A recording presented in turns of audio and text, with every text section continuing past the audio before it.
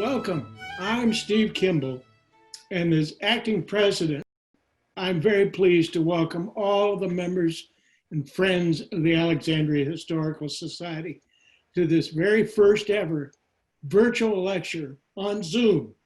The Society is proud and happy to partner with Historic Alexandria to bring you this first in our 2020-2021 lecture series. Question and answer session will follow the presentation. So let's begin. Maps, we all remember them.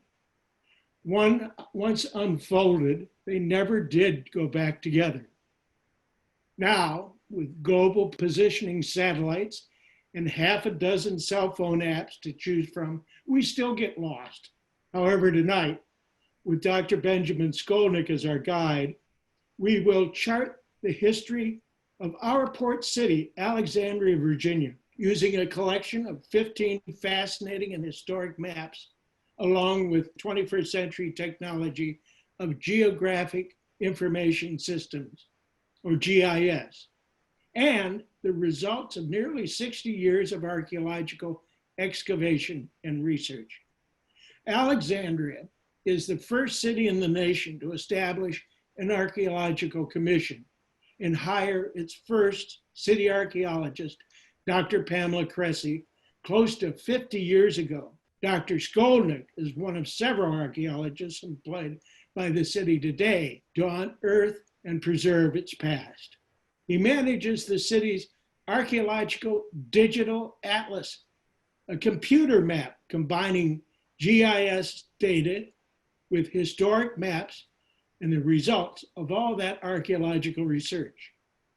Dr. Skolnick earned his bachelor's degree in history and anthropology from the College of William and Mary, and received both his MA and PhD in anthropology from the University of Maryland at College Park. Before joining Alexandria Archaeology 5 years ago, he was the associate director and laboratory manager of archaeology for the equally historic city of Annapolis, Maryland.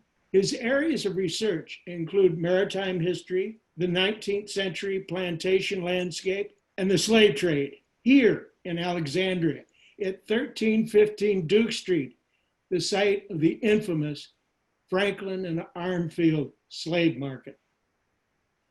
Please join me now to welcome Dr. Skolnick for his presentation, Cartography of a Port City. Dr. Skolnick. Good evening. So this talk, it's got a couple different pieces to it, and I have to confess, you're going to see more than 15 maps, but I'm going to highlight here 15 maps with fairly specific reasons, and I think sort of together collectively they tell a narrative of the history of Alexandria, and they also collectively tell a history of maps and mapping and what people are doing with maps across the last, say 400 years. And so hopefully by the time you've left this evening, you'll have seen some cool maps. I hope many of which you've never seen before, even for people who have been around historic Alexandria for a while. And hopefully you've learned something about the cultural background of maps and where they come from and the things that people use them for. And then hopefully by the end, I'll have a little bit of time to tell you how we use maps in our office to help us manage archaeological resources here in the city. All right, so on with the talk.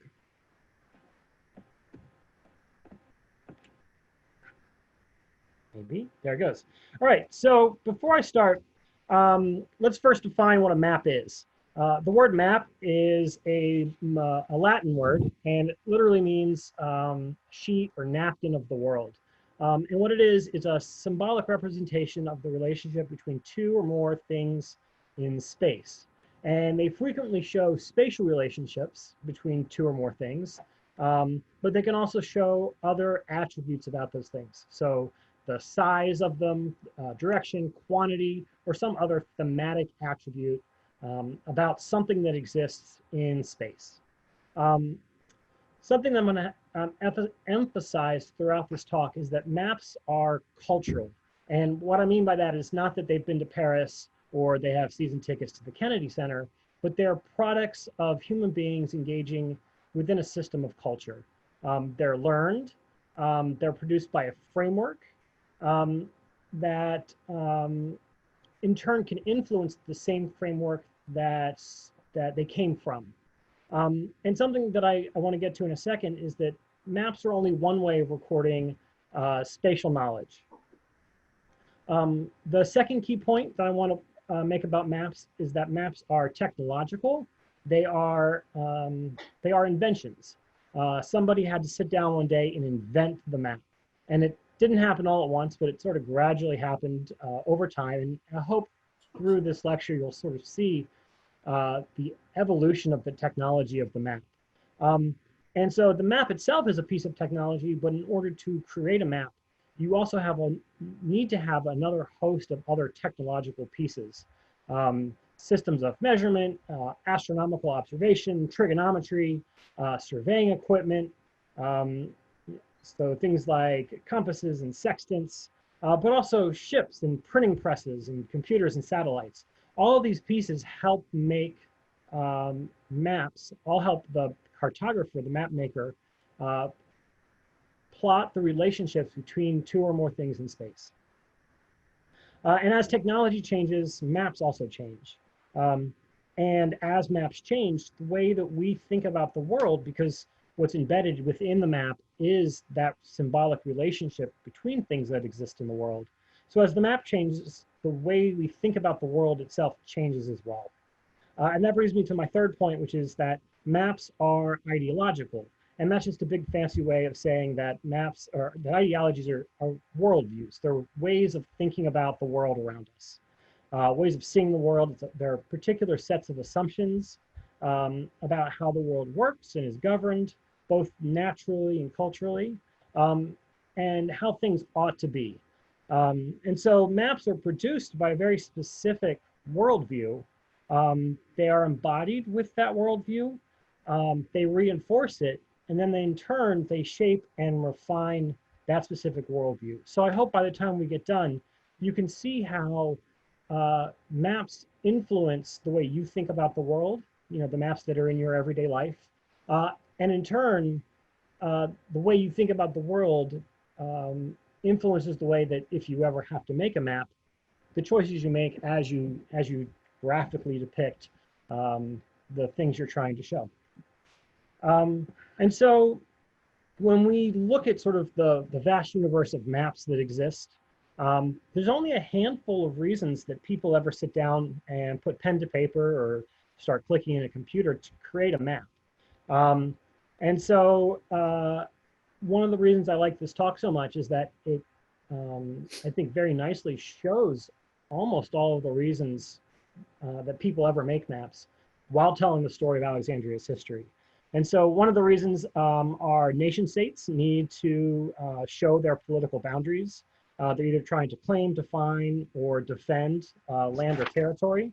The military frequently has needs to make maps. They need to know where they are, they need to know where the enemy is, and they need to know what's in between the two. Another reason maps get made is that government needs to tax people, and they need to know who owns what and where it is, and some fairly basic attributes about those properties in order to effectively tax people residing within their territory. And then the same goes for effective planning and governing. They're all sort of related. Another is buying, selling, maintaining, managing, or insuring property. If you have property somewhere, if you own property, which itself is a cultural construct, the idea that you can own a piece of property, you have to be able to define where it is. And if you want to insure that property or buy or sell it, it's easier to be able to graphically represent where your property is on a piece of paper than to go down to the courthouse, get the clerk, get the buyer, get the seller, march out to wherever your property is, walk around the boundary of the property and say, this is my property. If you can draw it and represent it on a piece of paper, it simplifies the whole project, the whole process. And then the sort of the last big reason that people make maps are for transportation or infrastructure projects. And you have to be able to get from point A to point B. And you have to understand sort of the challenges that you're going to encounter between them if you're going to build something like a railroad or a canal, any utilities or infrastructure. Some of the more recent uses of maps and mapping that I think are in most of our everyday lives kind of fall into that category. So Google Maps tells you how to get from one place to another using that road infrastructure. And so those 5 or maybe 6 things are basically the only reasons people ever sit down and make maps. Um, uh, and Over the last, say, 300 or 400 years, historically, culturally, we can see the evolution of both those processes, um, land transactions and taxes and the military, taking on what we recognize as sort of a recognizable modern form, and then the development alongside those of the map, of a cartographically accurate, north of the top of the page, scaled map. All right, so let's get into some Alexandria history. So to emphasize how culturally embedded the idea of the map is, I want to start here with our first map. And I use the term map very, very loosely here. And so this is frequently referred to as Powhatan's mantle. And it's made of 4 whitetail deer hides sewn together with some sinew as thread. Um, it's 7.5 feet long by just over 5 feet wide. And it was originally thought to be a mantle or a cloak, or maybe a wall hanging based on some holes that are found around the edges. And it was once believed to be owned by the Powhatan chief that we call Powhatan. And so this thing shows up historically for the first time in 1656 in a catalog collection of what would become the Ashmolean Museum in Oxford. And it's not quite clear how this object came into the possession of that museum. There's a couple of thoughts. One is a 1637 trip to Virginia by the founder of the collection, or possibly it was a gift by Chief Powhatan himself to Christopher Newport to give to King James I, sort of as part of a crowning ceremony or a pageant. And what you're looking at is about 20,000 shells ground down and sewn into the fabric of the deer hide, again with sinew thread. And you're looking at a central human figure, and on either side are 2 animals. One is thought to be a deer on the left with long ears, hooves, and a short tail. And on the right, it's thought to be a mountain lion or a wolf, and it's got claws and a long tail and short ears. And around these central figures are 34 mostly symmetrically placed spiral discs. And one of the best interpretations that I've seen trying to analyze the iconography here is that this is a kind of a map of the Powhatan Confederation, with Chief Powhatan here at the center, surrounded by his settlements, villages, tribes, or the word they would use is werowances. And so this is a kind of symbolic representation between 2 or more things in space. There are very few 17th or 18th century paper maps drawn by American Indians that are known to exist in the present. But the ones that do exist, circles are frequently used to denote native places or settlements. And here we have 34 circles. It's been noted, it was noted in 1612 by one of the early Virginians that Powhatan had, what's his quote here? His petty werences in all may be a number about 3 or 4 and 30. So 33 or 34 outlying settlements or chiefdoms. Official counts range between 32 and maybe 36. So there's a strong coincidence here between the number of these round circles, circles being a fairly common convention for native settlements on period maps, and then what we see here on this cloak. And so thinking about how about the political hegemony of the Powhatan Confederacy, there aren't solid, rigid borders or boundaries the way that we understand nation states today in the present. There was sort of a core area, and then to a lesser degree, control over a periphery. And so thinking about cartographic convention that we're familiar with, solid lines on a piece of paper probably isn't the best way to denote the political organization of this contact period American Indian settlement.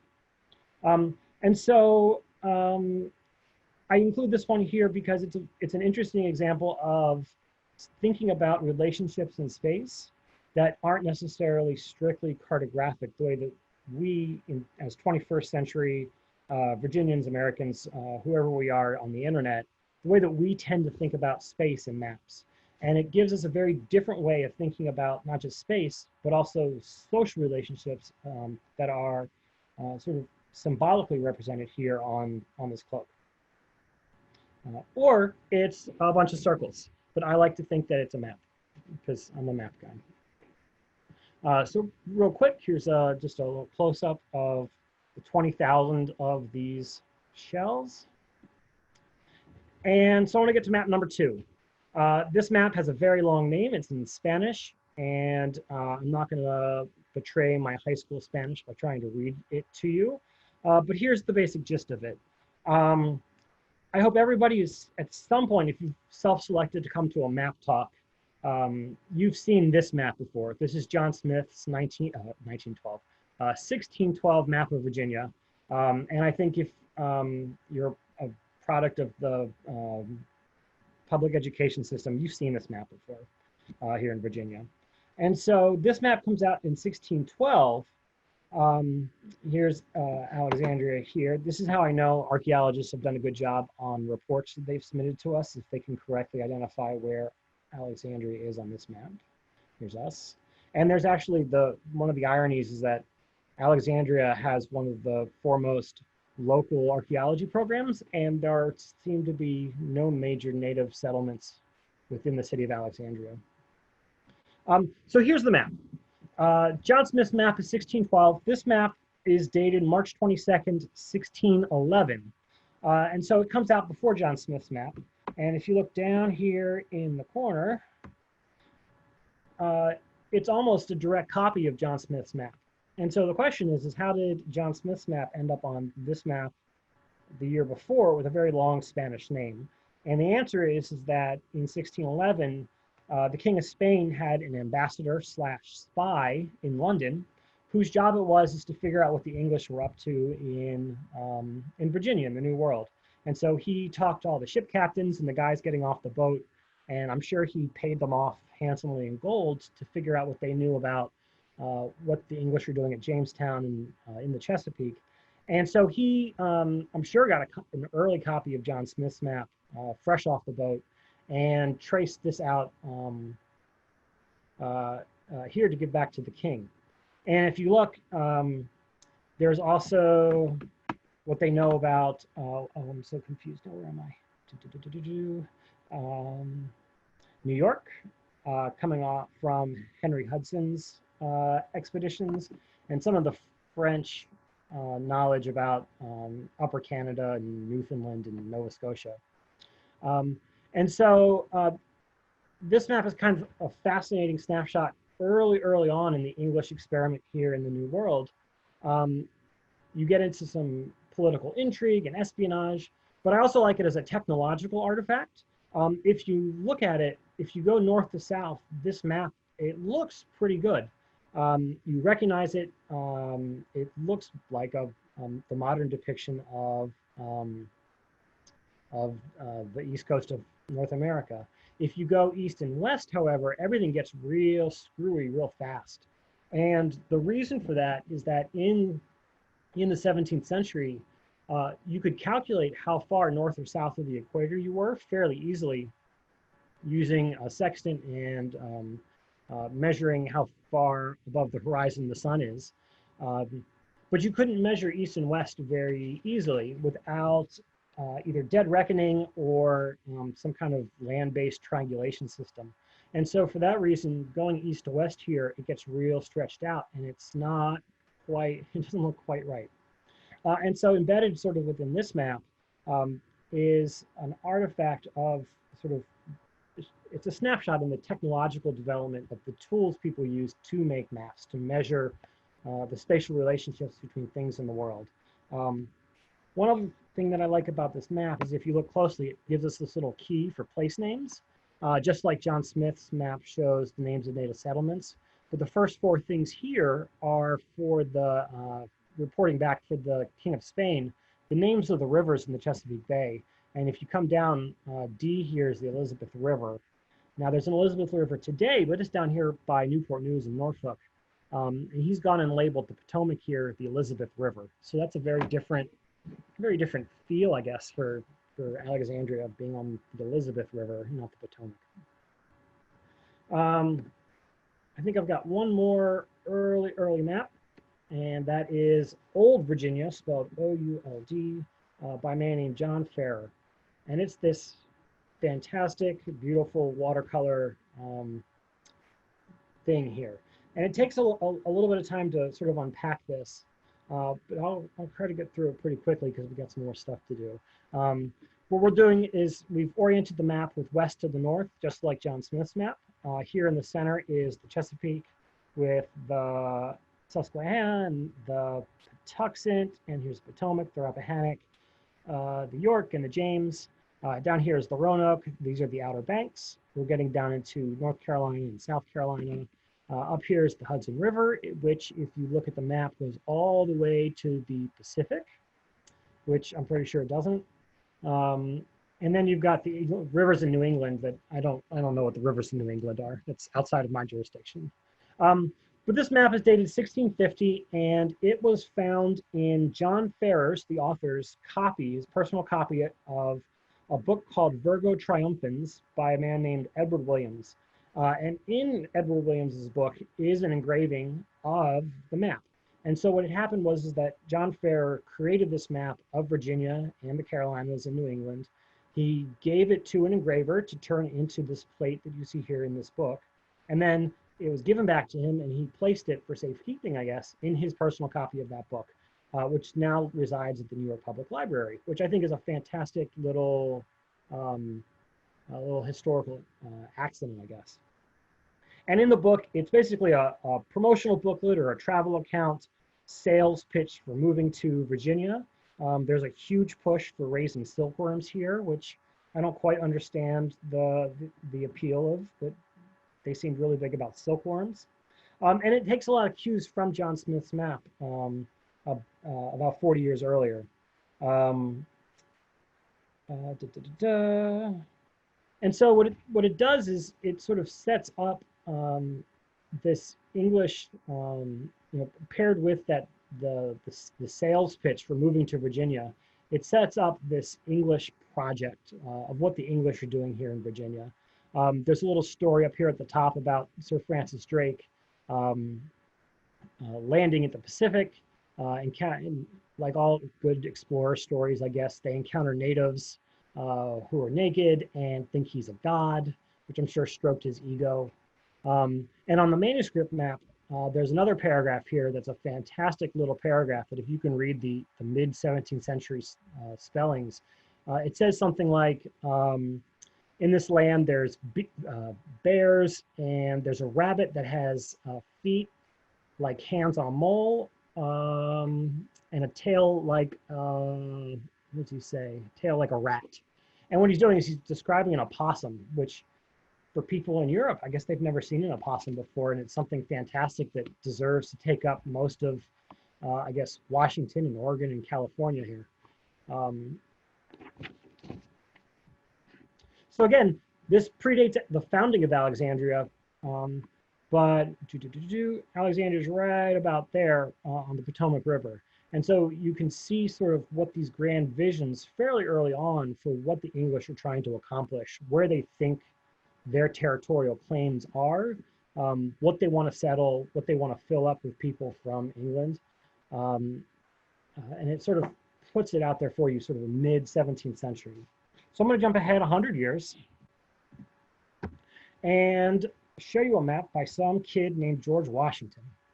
And so this is George Washington's 1748 plat of the land whereon stands the town of Alexandria, which, given that this is from 1748, is a title that must have been added sometime after 1749 because Alexandria didn't exist until 1749. So this is drawn by a 17-year-old assistant to Fairfax County surveyor John West Jr., named George Washington.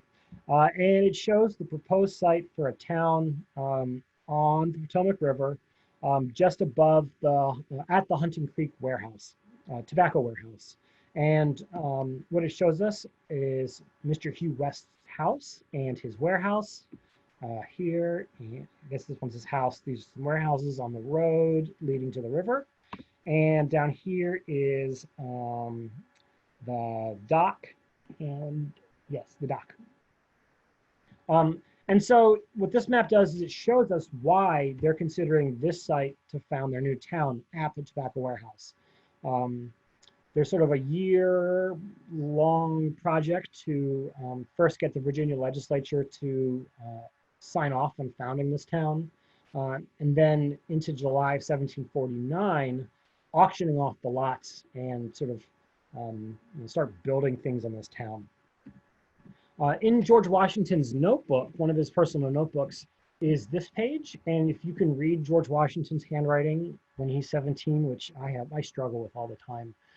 If you look here, it says the courses of the town of Alexandria, and then the meanders of the river. And then he gives us some bearings and lengths. And what he's doing is he's standing there as a 17-year-old assistant, which means that he has to carry the heavy chains.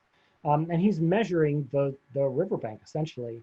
And I've gone and I've mapped this out, and it never maps the way that I want it to. And if you measure it, it's not long enough, and the directions aren't quite right. But as near as I can tell, that page sort of describes this piece of the city somewhere up in here. It's not a great fit, but I imagine that, I don't know, they didn't want to be standing in the river for very long. This is the more famous George Washington early Alexandria map. I think if you've seen two maps of Alexandria, this is one of them. And you can see that this map clearly shows the town. There's roads laid out. The lots are all laid out. The lots are all numbered. On the right, you've got the people who bought the said lots and how much they paid for them. And if you look closely, George's half-brother, Augustine, bought a couple lots, and Lawrence is here somewhere. Lawrence Washington, I think was in England at the time, and George and some of his friends used Lawrence's money to buy Lawrence some of these lots. And I think the origin of this map is that George is copying the official plan and sending it to Lawrence to show him what it is that he bought with his money for him. So I think everybody has probably seen this map before somewhere, either on a wall in a museum or in a book or somewhere. But it's not the official original survey of Alexandria. This is. And so when the town was founded, the Fairfax County surveyor, because we were in Fairfax County at the time, came out and drew a plan of the city and recorded it here in the Fairfax County Record of Surveys. And there's a little bit of language at the top about being told to lay out the town, and he so did, and here it is. This copy here is in black and white for a reason. This is a scan of a microfilm, and the original copy, when it went out for microfilming, I'm told didn't come back. And so this is the only version of the original plat of Alexandria, the original plan of it, that we have that exists anymore. And it emphasizes this other piece that maps are, at least at the beginning, they're inherently tangible, they're physical. They're these documents that have a physicality about them. And if for whatever reason that piece of paper gets destroyed, that record is destroyed as well. And so this one lives on because it was converted to microfilm prior to the book getting lost. And so we still have it, But there are many, many other maps that we just don't have anymore because the physical paper is gone.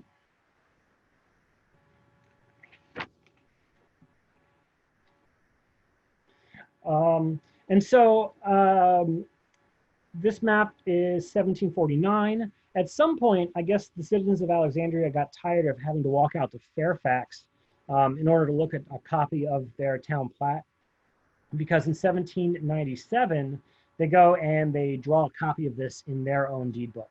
In 1783, we get our own court with our own deed books. And by 1797, we go and make our own copy.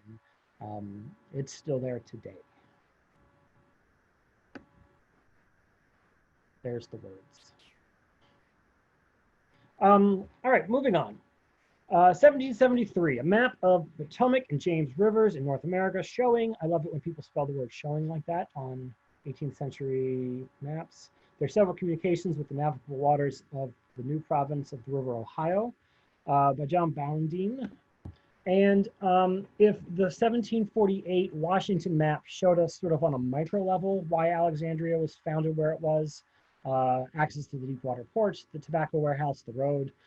This one shows us sort of on a macro level why it is where it is. And so you can see here, here's the Chesapeake Bay, and if the paper continued down to the floor, you get to the Atlantic Ocean. And everything else that's connected to the Atlantic Ocean, the rest of North America, South America, Europe, everywhere. And here's the Potomac River leading up to Alexandria. And you can only go a little bit of the way up the river before you get to blockade, an impediment to your navigation. But the river goes all the way up past Hancock and what are these places? Cumberland, before you get to the mountains. And the entire Potomac River, and then I guess the James River down here too, but we're not talking about the James River or Richmond, we're talking about Alexandria. Only takes up half of this map. The rest of the map is devoted to the Ohio River, Fort Pitt, which is now the site of Pittsburgh, and all of the Ohio River Valley, which eventually leads down into the Mississippi River and the Gulf of Mexico. And so thinking about Alexandria's place geographically, sort of within, on the Potomac River, within the navigable part of the Potomac River, and then where you can get to from the Potomac River, either going out towards the bay and the ocean, or going inwards up towards the mountains. And if you can find your way past the mountains through a couple of these gaps, you can get yourself onto a whole new river that opens up the rest of the continent. And a lot of the stuff that's happening in American history, sort of starting at the sort of mid 18th century, going into the turn of the 19th century, it's all about pushing that boundary farther and farther to the west, getting past those mountains, and then being able to link up with this navigation network, this transportation network. You know, a lot of the founding fathers, George Washington especially, speculated heavily in lands out in the Ohio River Valley. And it's because as Virginia was sort of filling up, that was the next place for them to move to. All right. So that's why I like this one. It sort of set Alexandria up as this port town in between the Atlantic and a good chunk of inland, what was then inland Virginia, I guess. Oh, Alexandria. All right, moving on. 1804, there's a map in the Fairfax County deed book. And I did just say that Alexandria becomes its own thing. We get our own courthouse, we get our own deed books. But in 1804, let's skip ahead real quick. In 1804, somebody went bankrupt and had a piece of property here on this block. And it was sold at auction and bought by the former Fairfax County court clerk. And unfortunately, if you look, this property straddles what was then Alexandria, DC, and Fairfax County down here. And so it had to be recorded twice, once in DC or Alexandria and once for Fairfax County. And that's what this map is here. Um,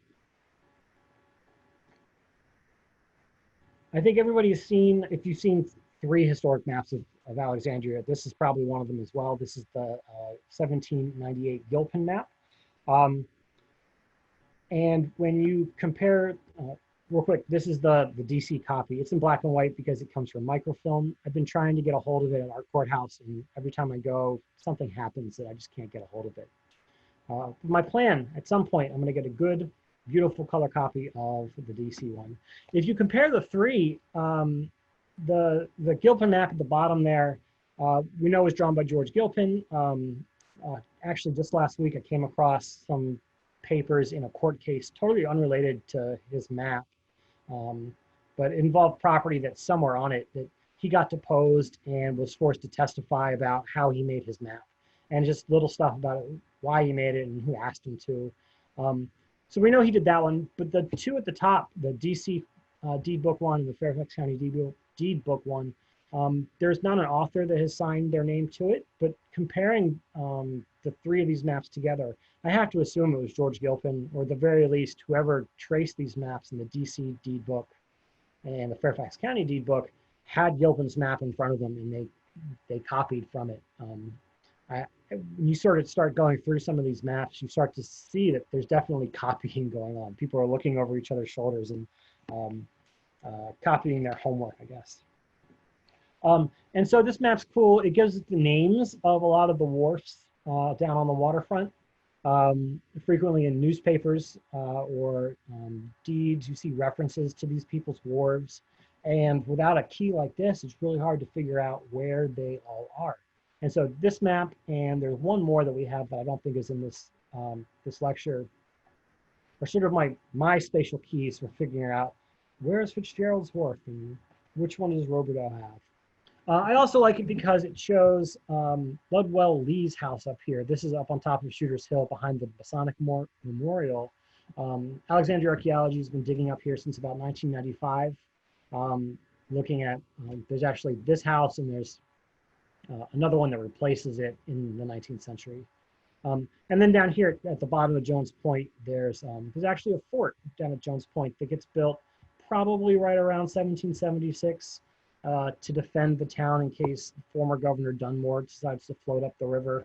And it's probably gone by the War of 1812 because it didn't seem to trouble the British at all when they came and captured the town.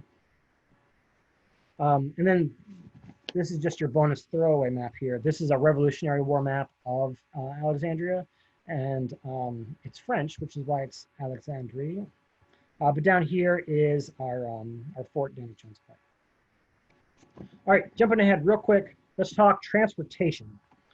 This map's from 1835, and if you can stare at it long enough to get past sort of this quality issue, it shows you the planned route of the Alexandria Canal, which is a spur off of the C&O Canal at Georgetown, crossing over just next to where the Key Bridge is today at Roslyn, coming down more or less along the same path as what's now US Route 1, past the airport, over 4 Mile Run, and into Alexandria, where it makes a right angle right around Montgomery Street and drops down into the river.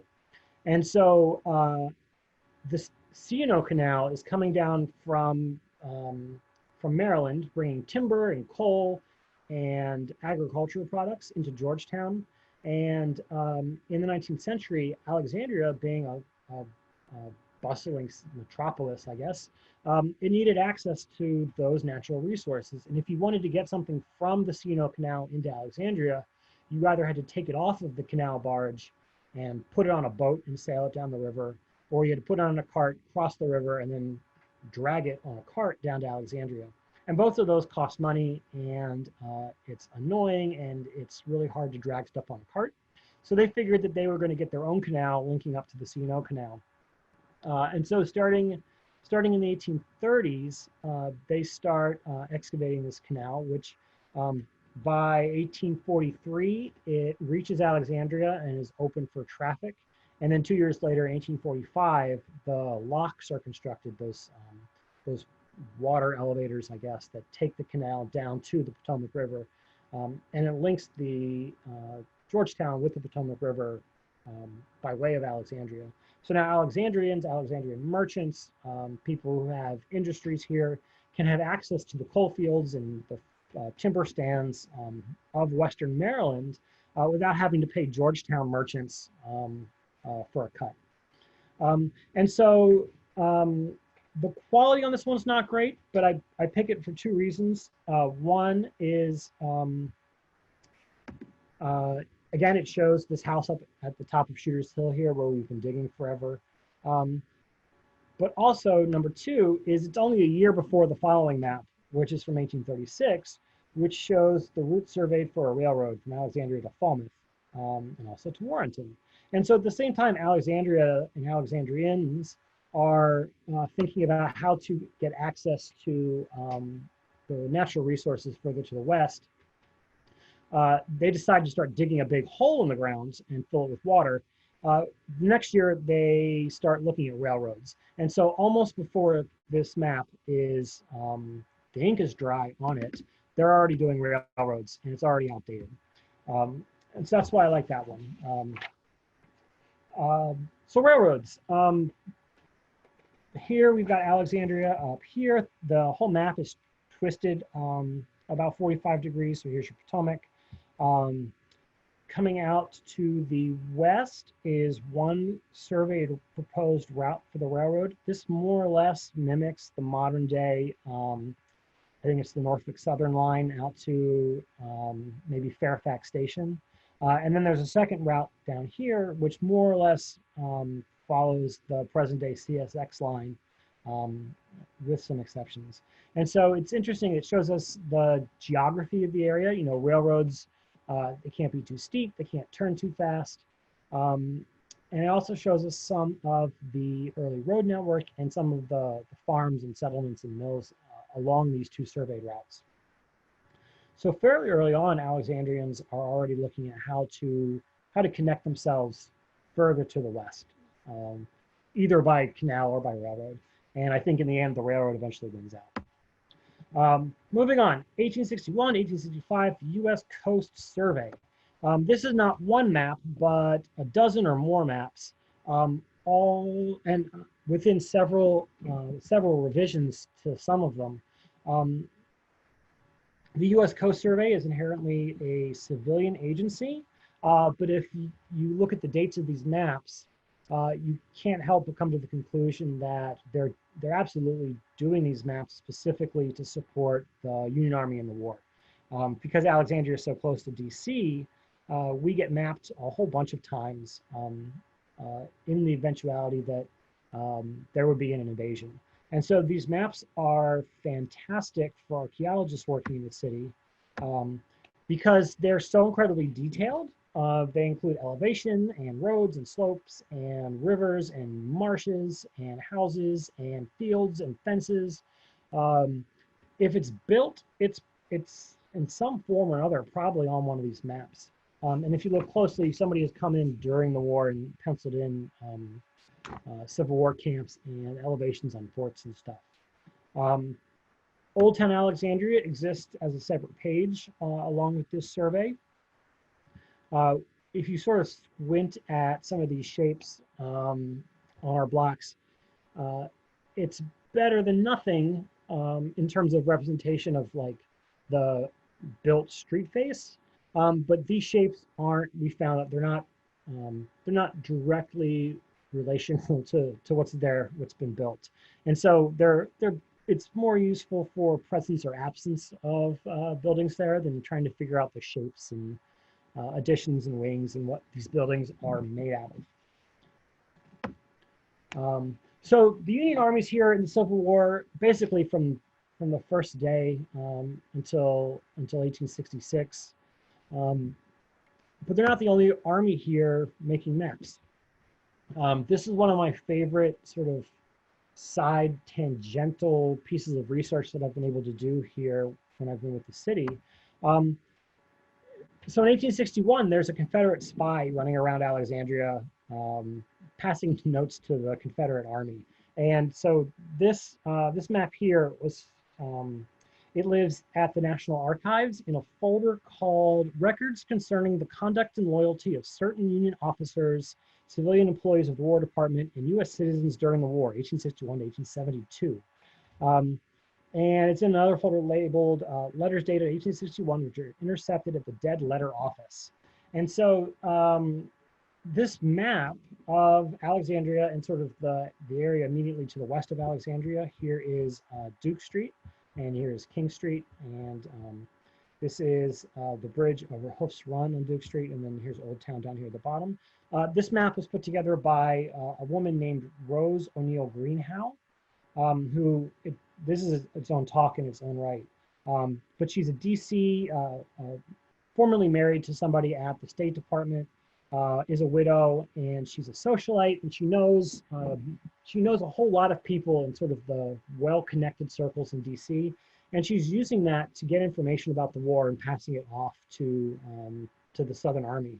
And if you look over here, there's a little note that says 12 to 15,000 soldiers in and around Fort Ellsworth, but in a disordered state, dissatisfied, and want to leave. And so what she's doing is she's telling the Southern Army where the Union is and sort of what their status of their morale is. She's basically, this is drawn almost certainly just after First Manassas or Bull Run, after a hasty Union retreat.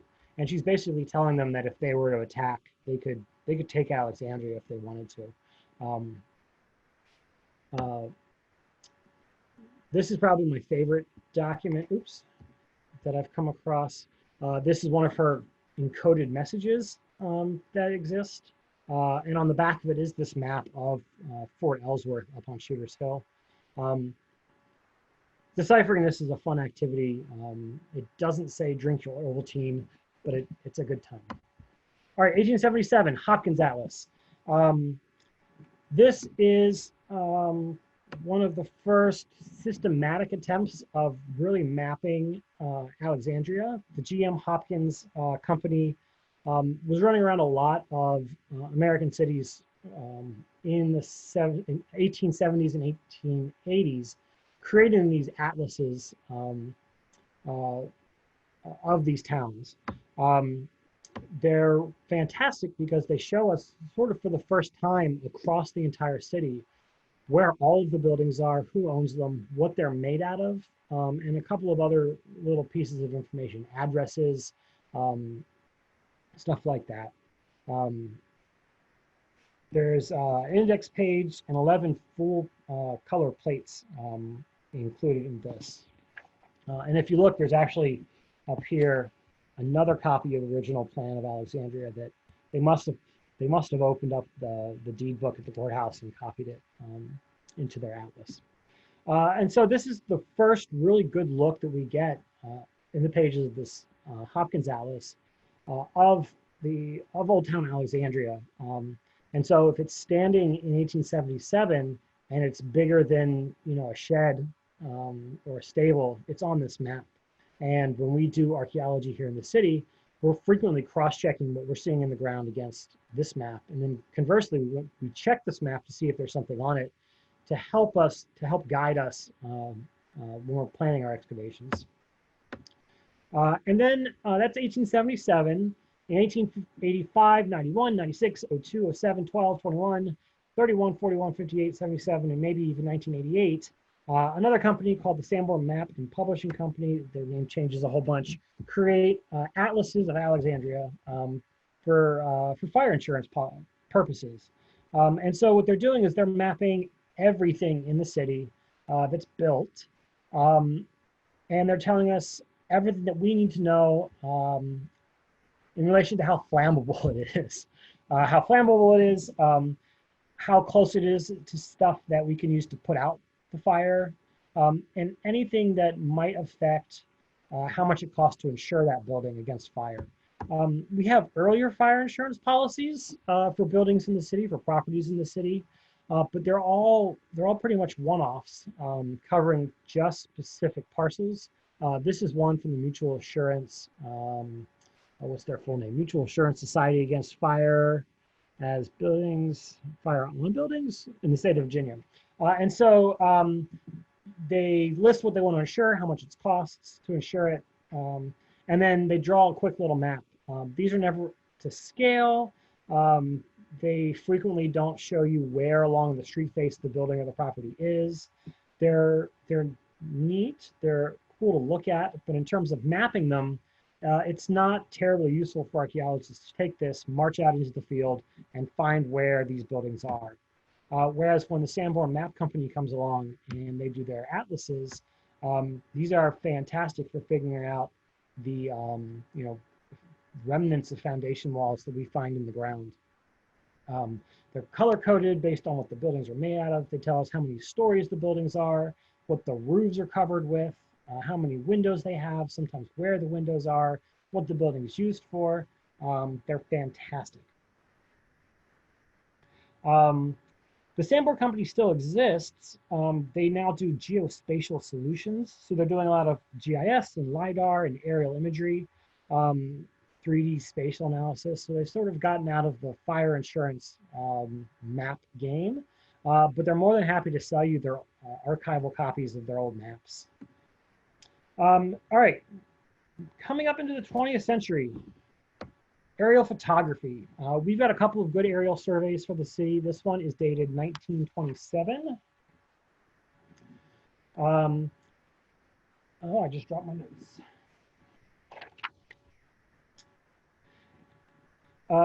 So in the early 20th century, there's two pieces of technology that come together that bring us aerial photographs. Photography and powered manned flight. And when you combine the two, you can take these very detailed aerial surveys of large swaths of land, bring it back, develop the photographs, and now you've got, now you have a different kind of map covering a very large area in extraordinary detail. The two we use the most are 1927, this one in 1937. They're great in that they show, I don't have to rely on an early 20th century cartographer drawing lines on a piece of paper showing me where buildings are. The photograph captures them. Where I'm at a disadvantage is now all the hard work has been dropped on my lap. Now I have to figure out what it is that I'm looking at, what these buildings are, how tall they are, what they could be used for. You know, whenever I have a rough day at work, I always joke that my backup career is CIA photo analyst. And it's from staring at stuff like this, trying to figure out, you know, what's going on in this vacant lot down here. You know, what's this little blob? What's this little blob?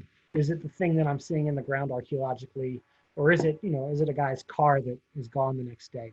And so aerial photographs are fantastic in that they show us everything, but now the onus is on us to sit down and squint at it and figure out what it is that it's showing me.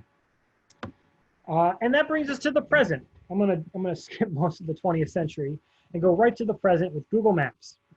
I think everybody has probably used Google Maps or some version of it, MapQuest, if you've been around that long. And so I think that archaeologists frequently don't stop and look up very often and sort of take stock of what's going on around them. We're always have these blinders on staring at a brown patch of dirt in the ground. But this is probably the most important map, if I can call it a map, of our lifetimes. It's relatively user-friendly. It's multi-layered. It has built-in navigation, GIS directional capabilities. It's searchable and interactive. It's participatory. It's social. And it's fundamentally different from all of the maps that have preceded it. We're able to interact with this map. It's able to contain information beyond sort of this flat, static plane that's presented in front of us on a piece of paper. And it represents the next big leap in mapping technology. And it shapes our lives in ways that, you know, that old folded up map that you can never put back together again and that you throw in the back of your car seat. You couldn't interact with one of those maps the same way that you can interact with this map on your phone. And when I have a quiet moment to think about it, it's nothing short of revolutionary, not necessarily what Google has done, but digital maps and being able to access digital maps from anywhere using cell phones and satellites. And so that brings me to, this is, if you've been counting, that was 15 real maps. And then I'm going to show you this bonus one. This is the thing that I use at work. And this is, in a nutshell, this is our digital atlas. This is our GIS tool. GIS is an acronym for Geographic Information Systems. Oh, I blanked. Geographic Information Systems. And basically, it's just a digital map. What it lets you do is take any piece of spatial information. You can tell the computer where that piece of spatial information is supposed to live on the surface of the Earth. And then you can drop it in on top of any other piece of spatial information that you want.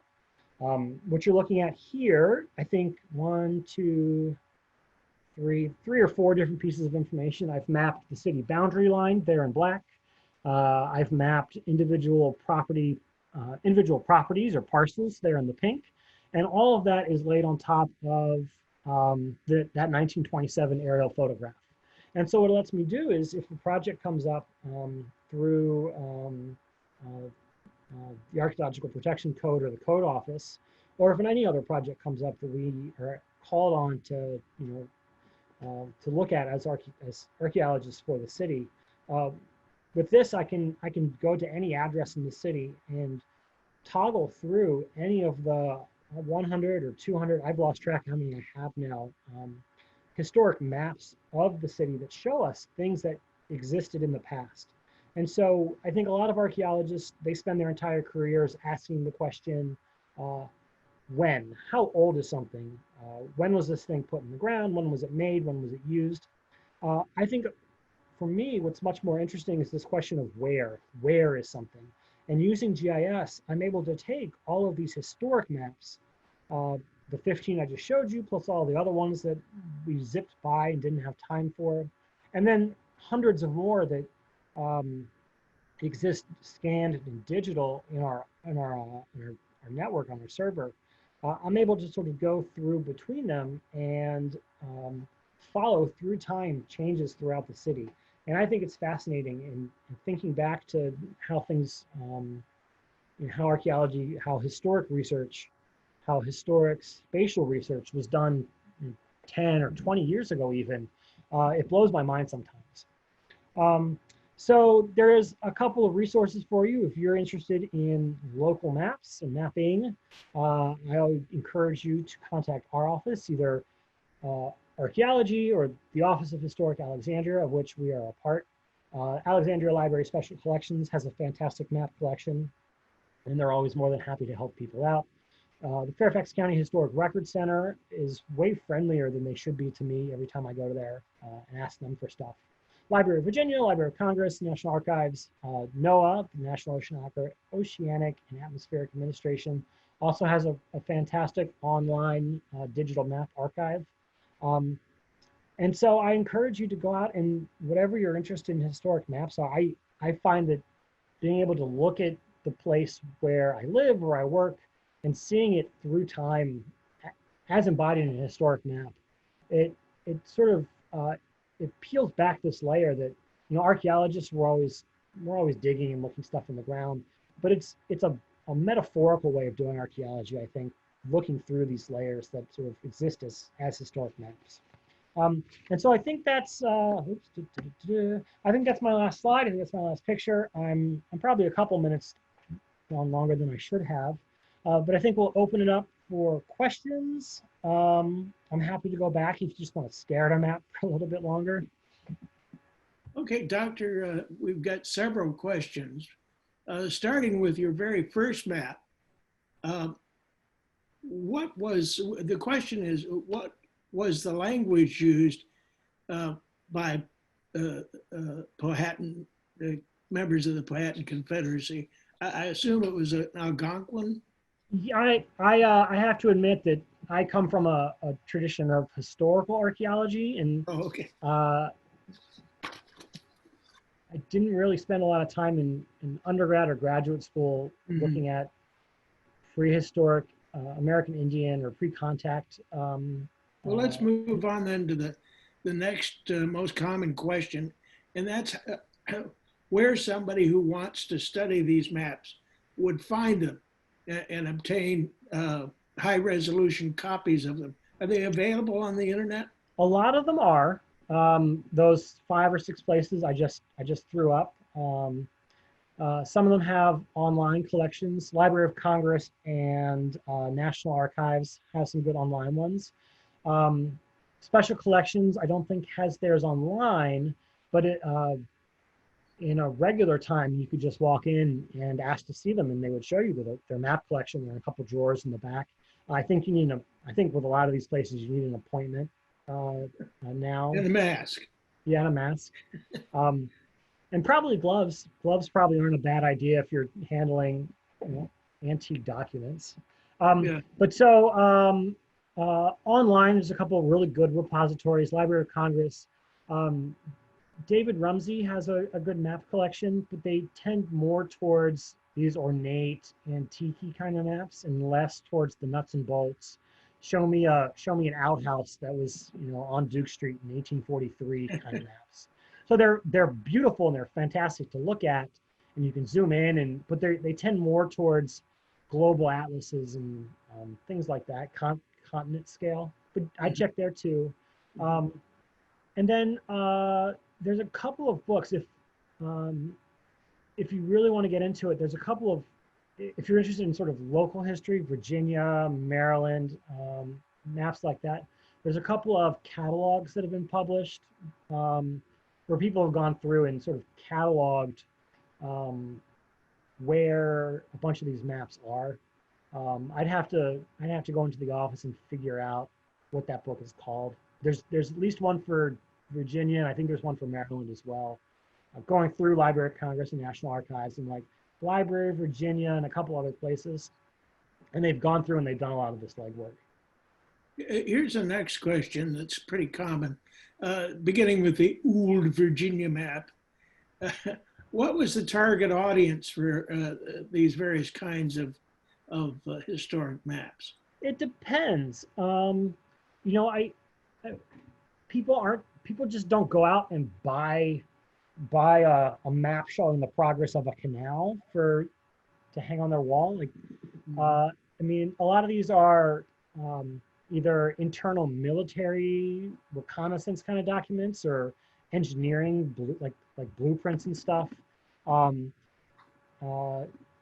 This one, for example, it gets turned into, maybe, did I share my screen? I don't know what I'm doing.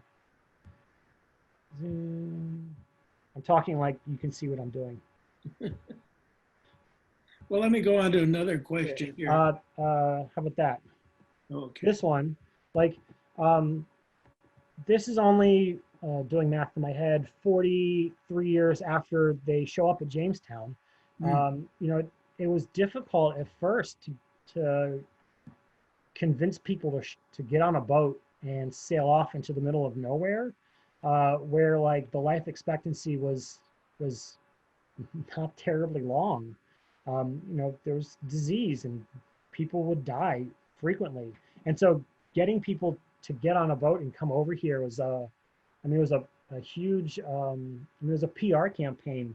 And so there's a whole genre of literature.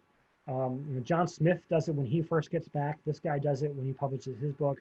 Virginia is so great, and the agriculture is so rich, and you can walk to the Pacific Ocean in about 10 days. And if you just move here, it's fantastic. And look at this great flora and fauna that I think this is a fox or a coyote hunting a bird there.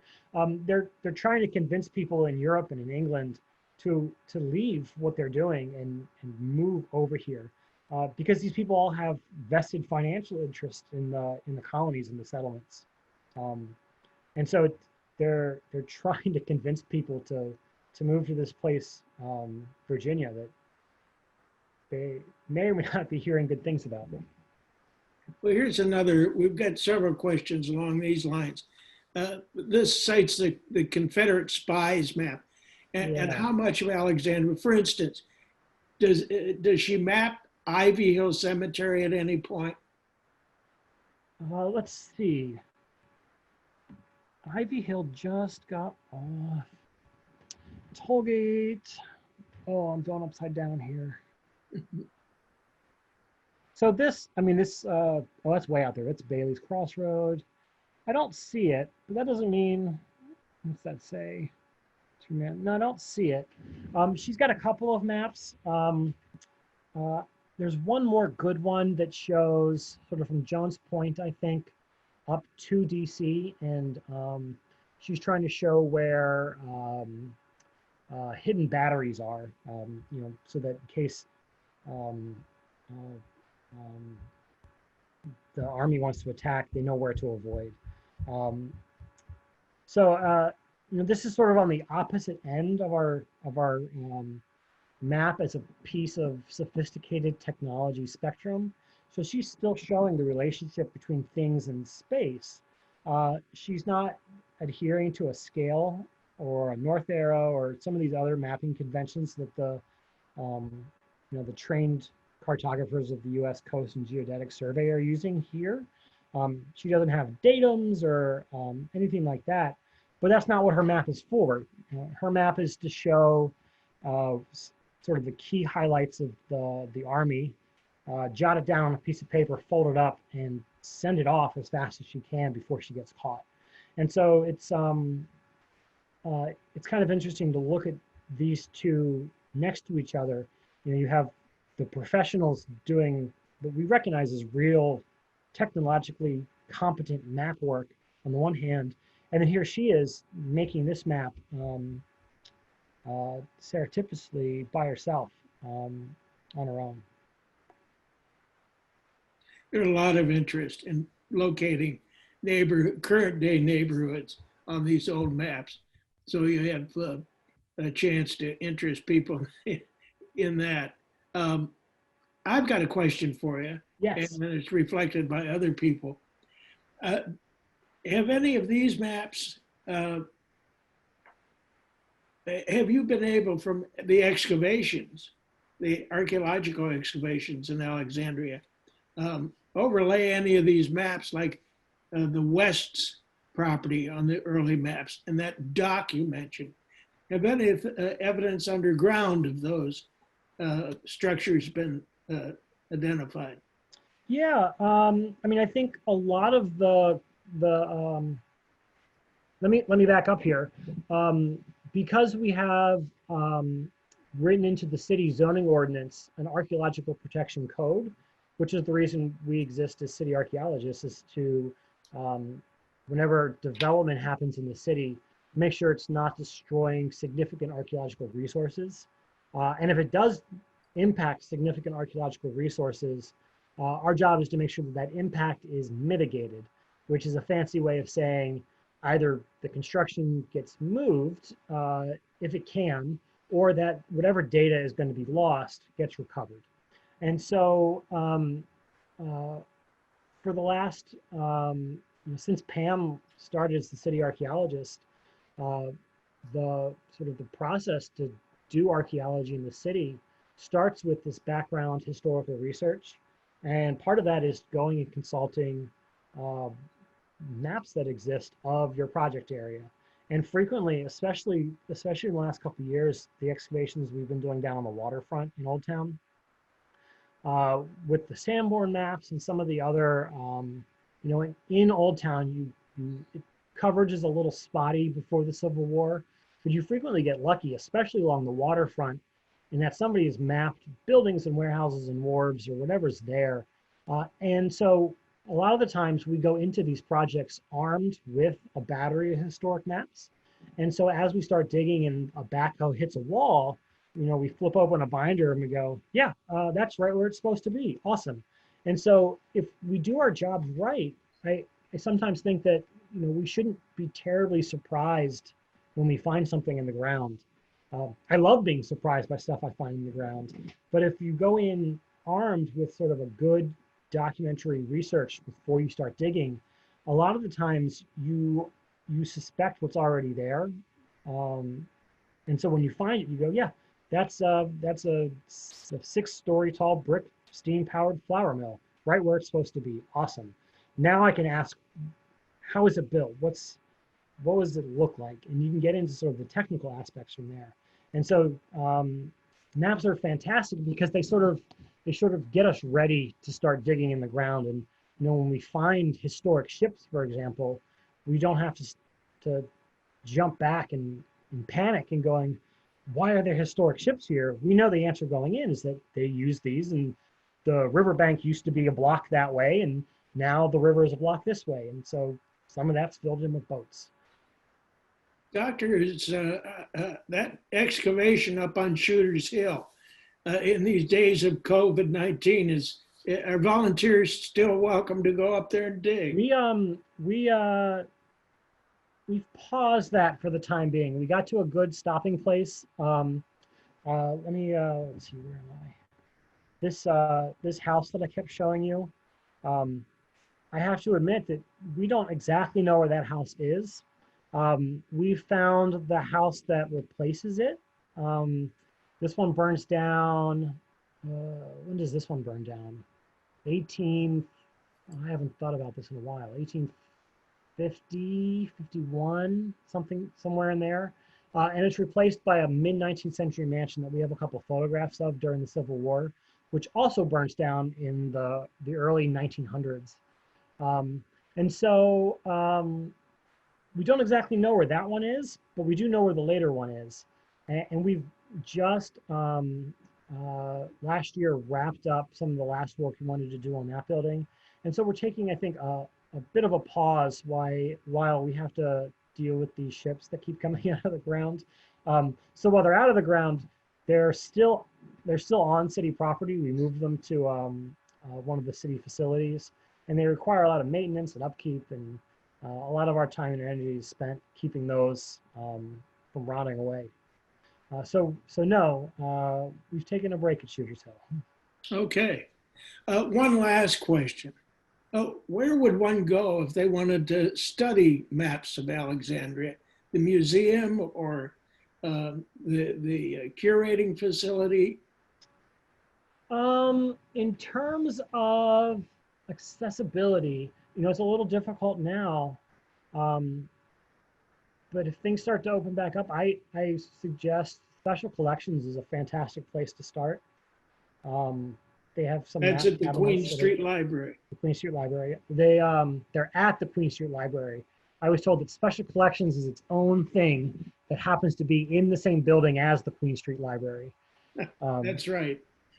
So that's and that extends not just for Alexandria. That extends for anywhere. Like if you picked me up and dropped me off in a random town somewhere on Earth and told me to do this again, whatever the Special Collections at the local library is my first stop. That's followed right. by the courthouse. It's a little harder to work at a courthouse. There's security restrictions, and you can't bring laptops or cameras in usually. And the documents you're looking for aren't all collected in one place. You sort of have to go hunting through deed books and other kind of records to find them. But local courthouses are fantastic places once you figure out what it is you're looking for and you know kind of where it is. And then local historians like myself or anybody with the Alexandria Historical Society, if they don't know, I'm sure they know somebody who knows the answer and can readily point you somewhere. Well, thank you, Dr. Skolnick, for a fascinating evening. And I'm more than happy. There's my email address right there at the bottom. I'm more than happy to answer people's questions or point them in directions. I probably can't tell everybody what was on their property in 1749, but I'm happy to answer other kinds of questions.